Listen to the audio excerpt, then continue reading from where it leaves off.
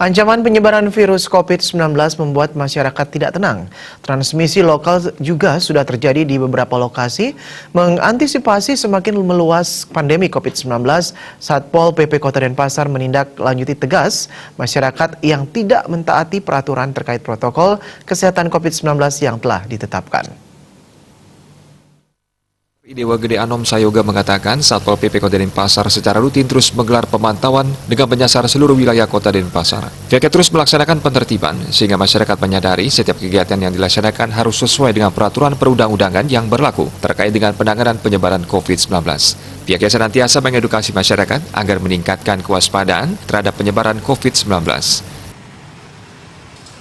Untuk kepentingan orang banyak dan sebenarnya untuk kesehatan, keselamatan dirinya sendiri.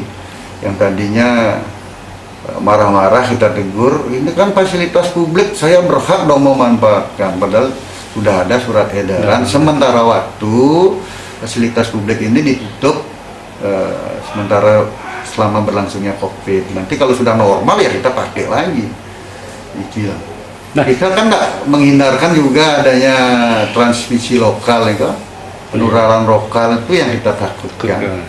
Ya, makanya kita agak tegas sedikit dalam hal ini.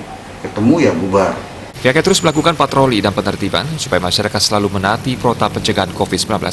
Kurang lebih 70 personel diterjunkan setiap hari untuk melakukan pengawasan terhadap PMI serta patroli lapangan di desa dan banjar-banjar. Diharapkan dengan kesadaran dan kedisiplinan masyarakat, wabah COVID-19 ini bisa segera diatasi. Putu Ratna, Bali TV.